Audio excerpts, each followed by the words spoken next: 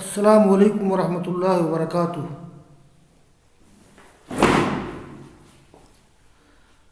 اعوذ باللہ من الشیطان الرجیم، بسم اللہ الرحمن الرحیم۔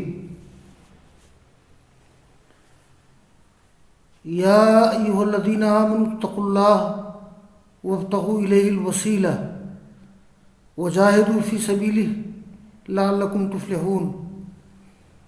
ان الذین کفروا لو ان لهم ما فی الارض جميعا ومثله معه لیفتدوا به من عذاب یوم القیامہ ما تقبل منهم ولهم عذاب علیم۔ یریدون ان یخرجوا من النار وما هم بخارجین منها ولهم عذاب مقیم۔ عزیز طلبہ، یہ سورہ مائدہ کے چھٹے رکوع کی چند آیات کی تلاوت کی گئی ہے۔ تو آج کے درس میں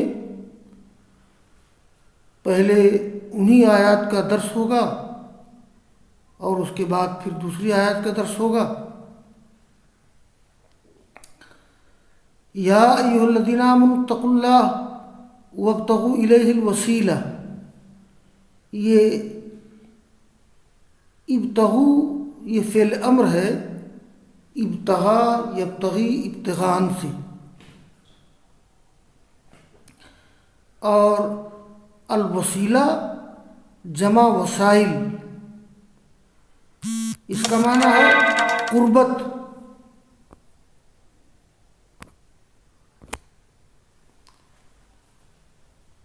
تو الوسیلہ کے معنی ہوتے ہیں قربت۔ یہاں الوسیلہ سے مراد ہر وہ عمل جو کسی مقصود کے حصول یا اس کے قرب کا ذریعہ ہو، اور یہاں مراد وسیلہ سے اعمال صالحہ ہے۔ اور وابتغوا الیہ الوسیلہ کا یہاں ترجمہ ہوگا کہ اللہ تعالیٰ کا قرب تلاش کرو۔ وجاہدوا فی سبیلہ لعلکم تفلحون۔ ان الذین کفروا لو ان لهم ما فی الارض جميعا ومثلہ معه لیفتدوا به، یہ افتدا یفتدی افتداء، فدیہ دینا، معاوضہ دینا، اور من عذاب یوم القیامہ، یہ من بدلیت کے لیے ہے، یعنی بدل عذاب یوم القیامہ۔ من کے بہت سے معنی ہے، یہاں من بدلیت کے لیے ہے، بدل کے معنی میں۔ تو بدل عذاب یوم القیامہ ما تقبل منهم ولهم عذاب علیم۔ یریدون ان یخرجوا منها وما هم بخارجین منها ولهم عذاب مقیم۔ یہ مقیم کے معنی ہوتے ہیں ٹھہرنے والا، باقی رہنے والا۔ تو عذاب مقیم کا ترجمہ یہاں کریں گے عذاب دائم، وہ عذاب جو ہمیشہ ہمیشہ رہے۔ تو اس کا ترجمہ پہلے کر لیتے ہیں۔ اے ایمان لانے والو، اللہ سے ڈرو اور اس کی طرف وسیلہ تلاش کرو، یعنی نیک اعمال کرو، یعنی اللہ تعالیٰ کا قرب تلاش کرو۔ تو الوسیلہ سے مراد یہ اعمال صالحہ ہیں۔ یہاں معلوم ہونا چاہیے کہ آدمی اپنی زندگی میں زندوں کو وسیلہ اپنا سکتا ہے، زندوں سے مدد لینا، زندوں کی مدد کرنا، لیکن مردوں کے ذریعے وسیلہ اختیار کرنا یہ شرک ہے، توسل بالاموات شرک ہے۔ تو جہاد کرو اللہ کے راستے میں تاکہ تم کامیاب ہو جاؤ۔ یقیناً جن لوگوں نے کفر کیا، لو ان لهم ما فی الارض جميعا، اگر ان کے لیے وہ ساری چیزیں ہوں جو زمین میں ہیں، اور اسی کے مثل اس کے ساتھ، تاکہ وہ اس کو فدیہ دے دے قیامت کے دن کے عذاب کے بدلے میں، تو ان کی طرف سے قبول نہیں کیا جائے گا۔ یعنی کفار و مشرکین کا حال یہ ہوگا کہ وہ آخرت میں یہ آرزو کریں گے کہ اگر ہمارے لیے زمین کی ساری چیزیں ہو جائیں، اسی کی مثل ہو جائیں اور ان فدیہ دے دیں، تو اگر وہ فدیہ دینے کی کوشش کریں تب بھی نہیں قبول کیا جائے گا، اور ان کے لیے دردناک عذاب ہے۔ یریدون ان یخرجوا من النار، وہ چاہتے ہیں کہ جہنم سے نکل جائیں، وما هم بخارجین منها، اور وہ لوگ وہاں سے نکلنے والے نہیں ہوں گے۔ مطلب یہ ہے کہ کفار و مشرکین جن کو جہنم میں داخل کیا جائے گا، پھر جہنم سے ان کے نکلنے کی کوئی شکل نہیں ہوگی۔ البتہ یہ اگر جو انسان موحد ہے یعنی مومنین، تو مومنین کا معاملہ یہ ہے کہ اگر گناہوں کی وجہ سے ان کو جہنم میں داخل ہونا پڑے گا، جیسے بہت سے گناہ ہیں کہ جن کی وجہ سے آدمی کو جہنم میں جانا پڑے گا، تو جہنم میں سزا بھگتنے کے بعد اللہ تعالیٰ مومنین کو نکالے گا، وہ مسئلہ الگ ہے۔ یہاں کفار و مشرکین کے لیے کہا جا رہا ہے یریدون ان یخرجوا من النار، وہ چاہیں گے کہ جہنم سے نکل جائیں، اور وہ جہنم سے نکلنے والے نہیں ہوں گے، ان کے لیے عذاب مقیم ہے، یعنی دائمی عذاب ہے۔ اور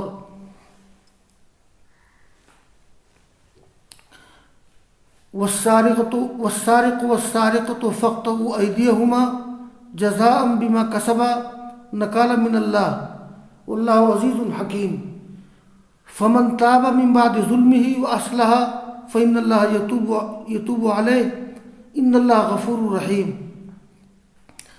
ألم تعلم أن الله له ملك السماوات والأرض يعذب من يشاء ويغفر لمن يشاء والله على كل شيء قدير۔ یہ بھی سورہ مائدہ کے رکوع نمبر 5 کی آیات ہیں۔ اس میں اللہ تعالیٰ نے سرقہ کا حکم بیان کیا ہے، یعنی چوری کرنے والا مرد یا چوری کرنے والی عورت کو کیا سزا دی جائے۔ تو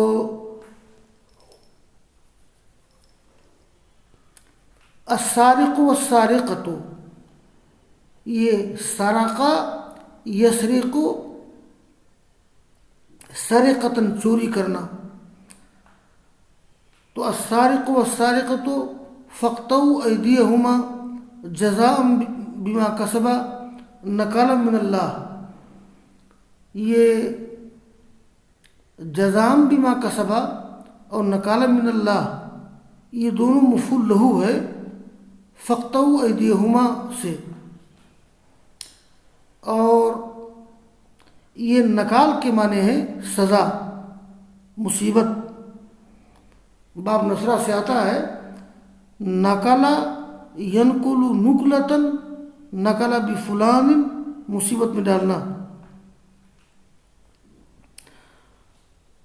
فمن تاب من بعد ظلمه واصلح فإن الله يتوب عليه إن الله غفور رحيم۔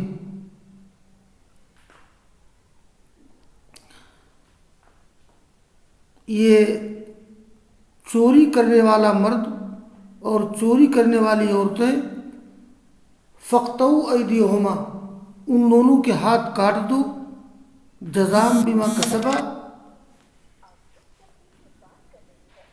جزاء بما کسبا یعنی یہ ان کے عمل کے بدلے میں اللہ تعالیٰ کی طرف سزا کے طور پر، اللہ تعالیٰ کی طرف سے سزا کے لیے، تو ان کے عمل کے بدلے میں اللہ تعالیٰ کی طرف سے سزا کے طور پر۔ اللہ تعالیٰ غالب حکمت والا ہے۔ یہاں میں سرقہ کے بارے میں کچھ سرقہ کے احکام ذکر کر دوں۔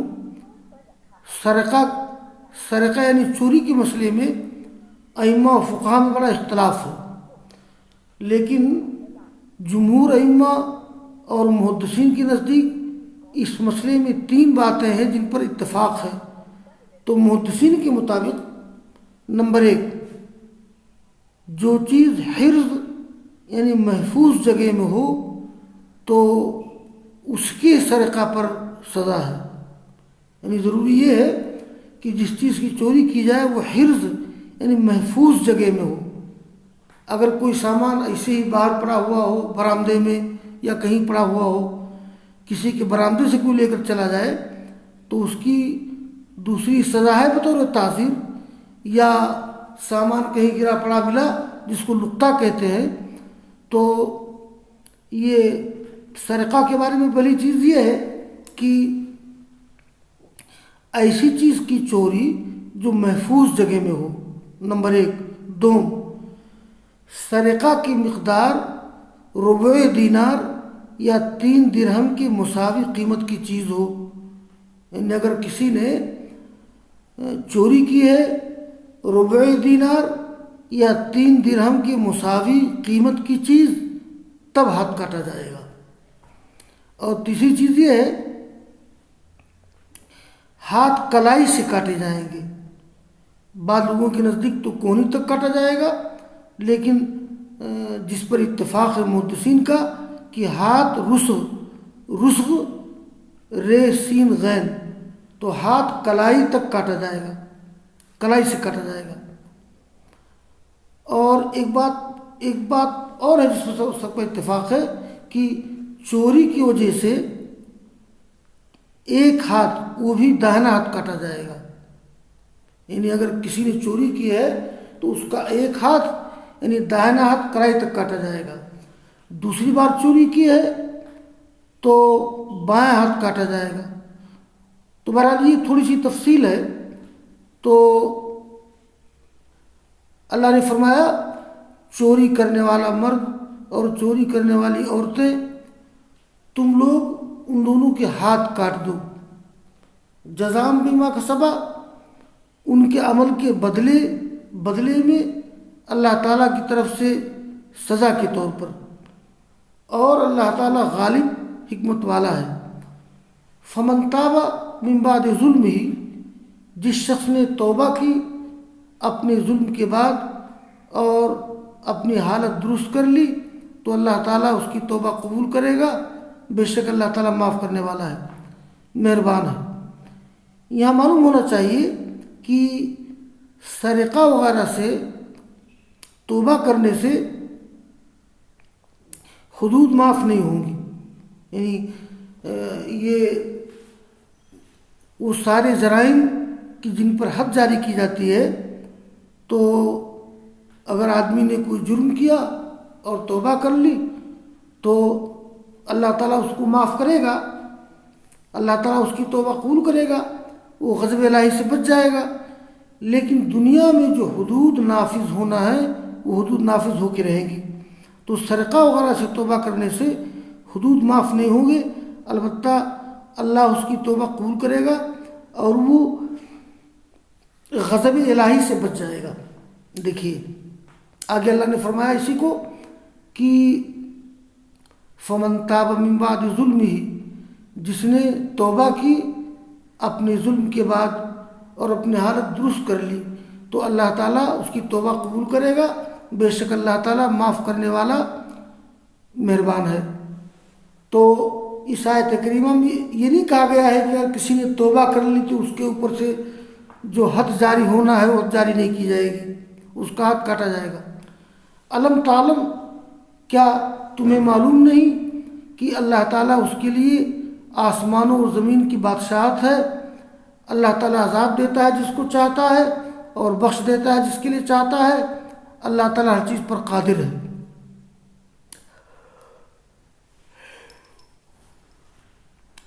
بس آج یہیں تک درس رہے گا.